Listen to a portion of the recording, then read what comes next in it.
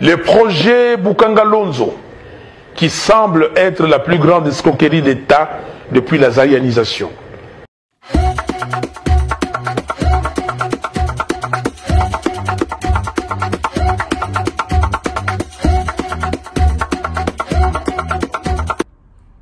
Bonjour, bonsoir, ça dépend de l'heure auquel vous nous suivez. Merci, Bandeko Bissigan, sur Roland Abisso et Saint-Weza. Vraiment, Makasi, Kokuta, la journal Lilo.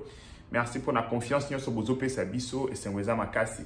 Comme on a Keba Congolais, Bozoti Kamisala Nabino pour Roland Abisso. En tout cas, merci, Mingi Bandeko, ça me va droit au cœur. Bon, Monique décor, échangez-moi d'ambou parce que, dans un endroit, raison, Gana Zomo, R, mon Sika.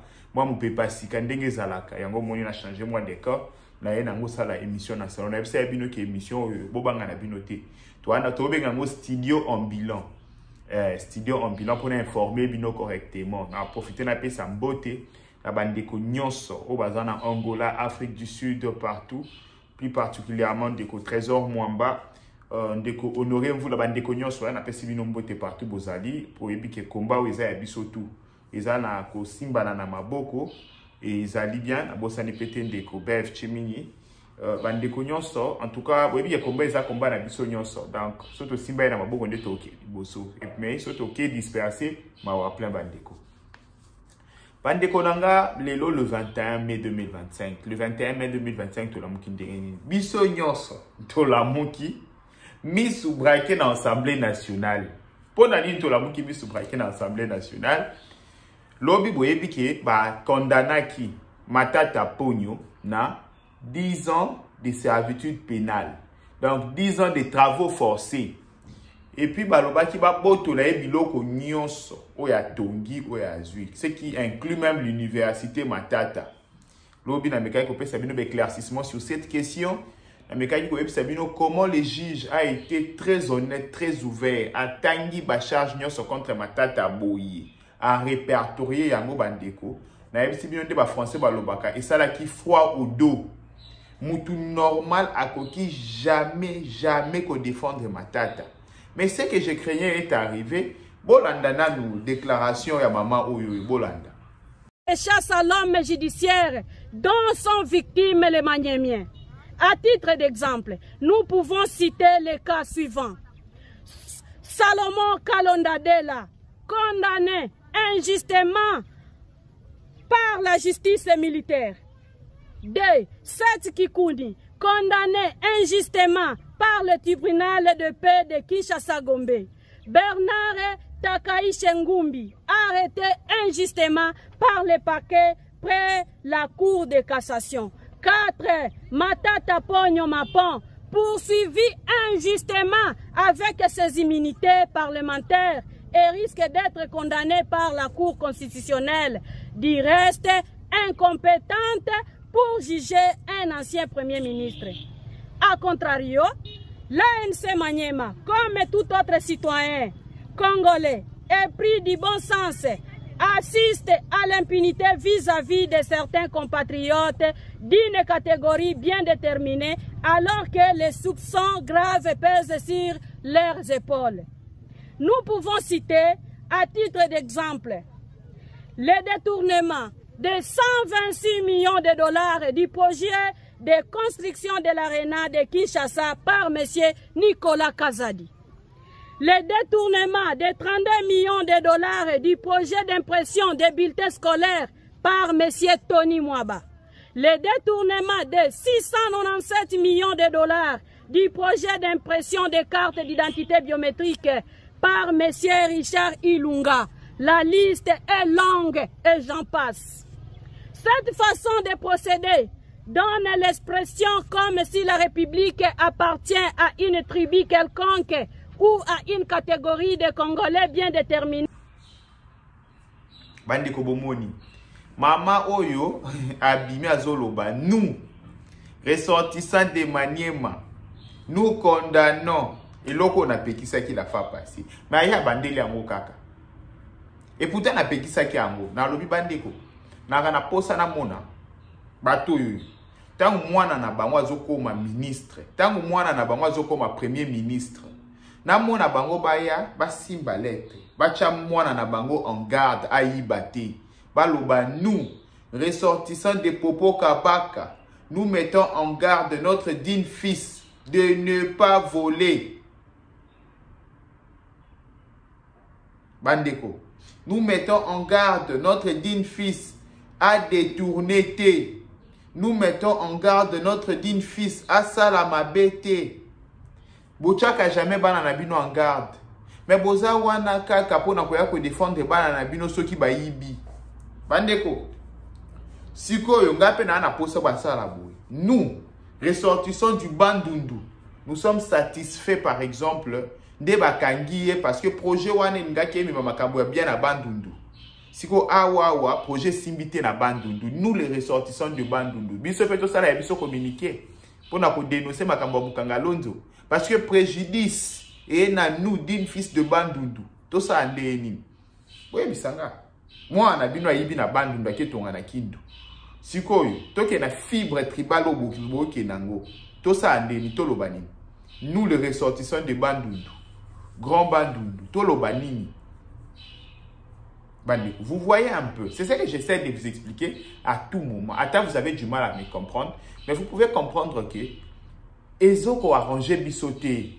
Bandeko peut pas gérer le non à pouvoir. Bon, ça, là, très attention, Bandeko Nangai. Eza Sonia, ces détournements et tant d'autres choses, c'est vraiment honteux.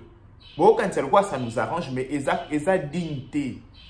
J'ai vraiment besoin que les ressortissants à la province Nyonso, il y a Kasai, Bobenda Banana Bino Mato, Iba Ibate. Les ressortissants à Bandundu, Bobenda Banana Bino Mato, Itan Baozo va poste terminer dans le pays. Les ressortissants à Équateur, Benda Mwana na Bino Mato, na place il y a pour défendre bêtises. Je veux vraiment que Bobenda Banana Bino Mato. Oh, nous, Grand Katanga, nous mettons en garde notre digne fils. Ah, ça la bêtise, c'est ça l'éducation. Obimi mama ya zoba parce que ozoya ko kende parce que moi na yibi déjà bakangiye.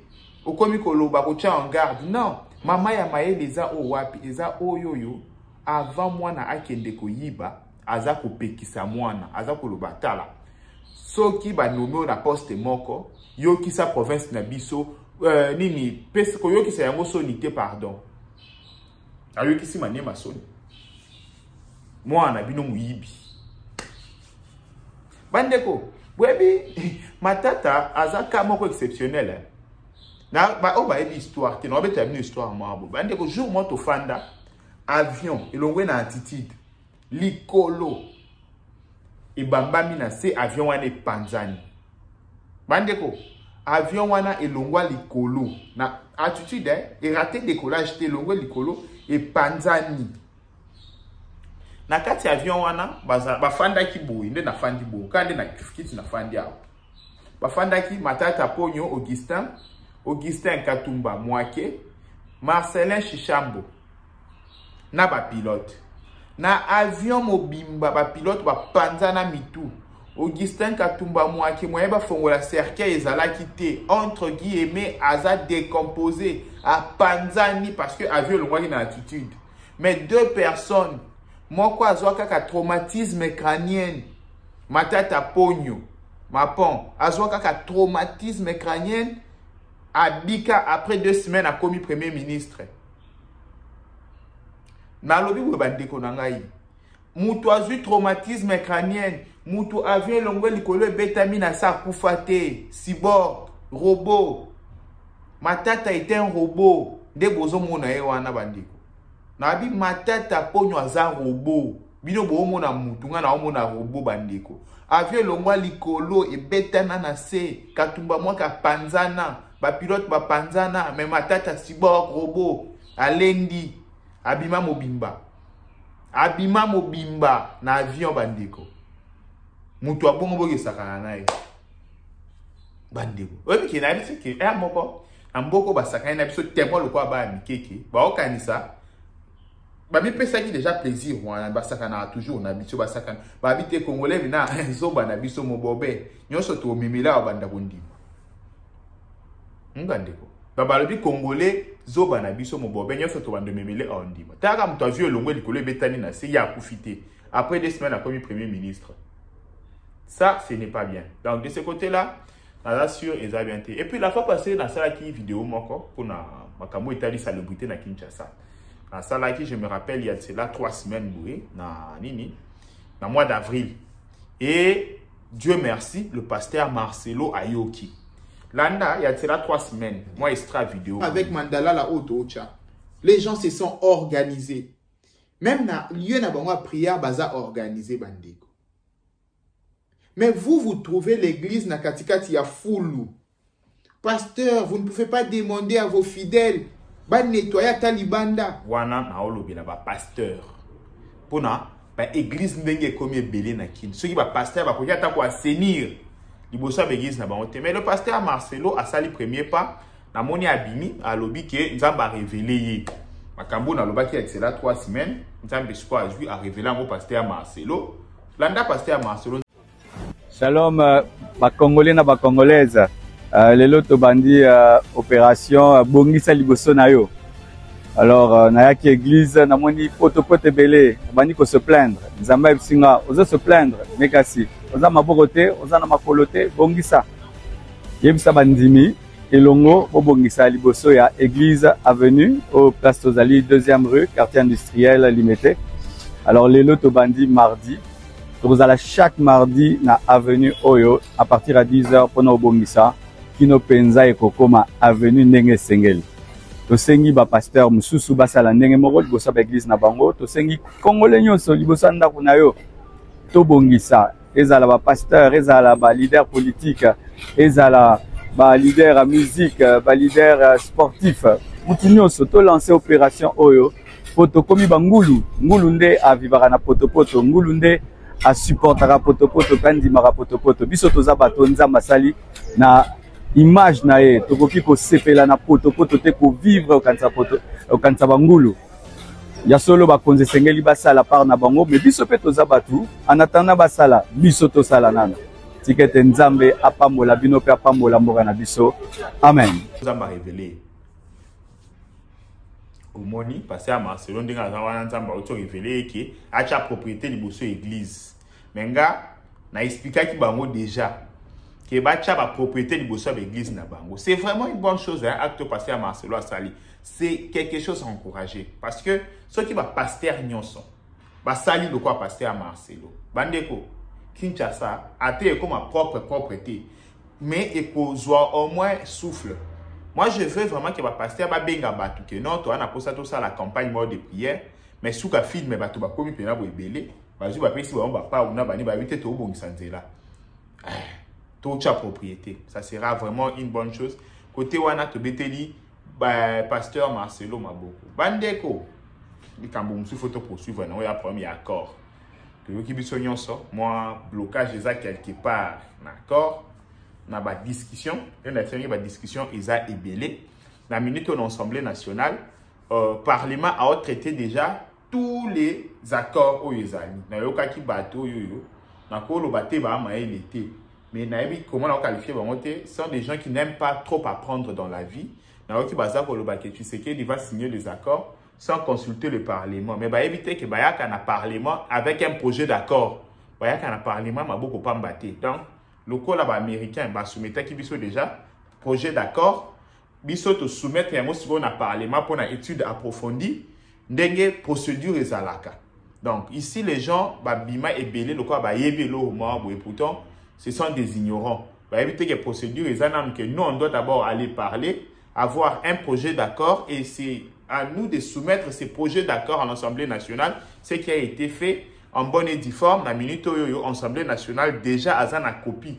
Il y a projet d'accord, baza pour traiter yango et le bon qui a un Vital Kamerhe Yemoko hier que non, baza déjà un projet d'accord où il signé na Rwanda, bango baza ko tanga yango, baza ko réétudier ce qui est en eloko ya ko changer, ba changer ce qui est en eloko ya ko nini, ba ça là comme ça bango ba ko voter, ba rectifier, biso pe to kei sikoyo kondima yango donc bango ba ondima on a combo ya peuple congolais donc eza bongo bandiko processus c'est ce qui est bien muto ko sabinoté il y a des gens ba komi ko se cacher derrière tribalisme derrière je ne sais pas quoi pona ba arriver na ba fin na bango mais le grand parti à Likambu déjà to ici et comme si biso mo ba congolais to mi chat d'accord sur ndenge ni to memela mboka na biso parce que mopaya akolongwana ye.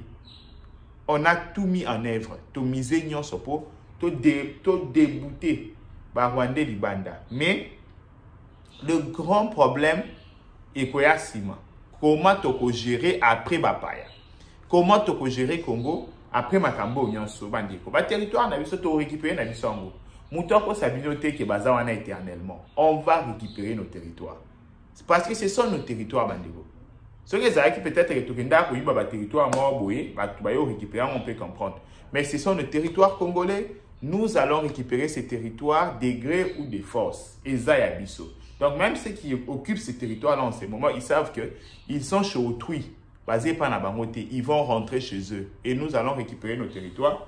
Awawa, mes hommages sincères, Goma, Bukavu, on est avec vous. Bokanisate que nous les autres, Bosanibino, nous les autres, Oezoko Melabino, ça ne nous touche pas, non. Bandeko ya Est, en tout cas, on est avec vous, de cœur avec vous. Un grand salut aussi, Nabawazalen, Donyon, Sobawa, sur le terrain, FARDC. En tout cas, merci na courage Nabino. Mes hommages na Onion sur perdre vie sous le drapeau. Beaucoup de filles bien de naïb sarabino qui beaucoup de filles na hôtel té. Beaucoup de filles place mort été à Bouzoba. Beaucoup de filles liwa moko na Grèce antique, na Rome antique. Baolo basoko beaucoup de filles bongo okemba mo na Champs-Élysées. Place au ba héros ba fanda, ka ba héros ba fanda esika mo hôtel na biso. Ba héros ba na place na bango, ya ba héros beaucoup de filles na champ de bataille. C'est une bonne chose. Merci Mini Bandeko. Merci Penaba soutien Nyoso Nabino. Ça sera une bonne chose à tout à l'heure pour approfondir débat. Mbote Bandeko lelo na elibino sango kitoko sango ya Sendwave. Sendwave ezali nini Bandeko na ngai. Pona Bandeko nyonso. Bazana pose ya ko aider famille ko sunga famille na bamboka ya bapaya ekomi facile na Sendwave. Bako sala yango ndenge nini. Bo télécharger application ya Sendwave Bandeko au koti ndambongo partout na Afrique, na Congo, au Félé et sili makambo ya kofuta mbongo ebele pona ba transaction na ba agence kasi lelo avec Sendwave au koti ndambongo pe bakozo yango na chombo le même jour. Deko nangai pona kosala ezali simple. Au télécharger application, au cheba identité na yo au koti ndambongo facilement. Kasi esilité pona bandeko nyonso bako utiliser code promo na biso.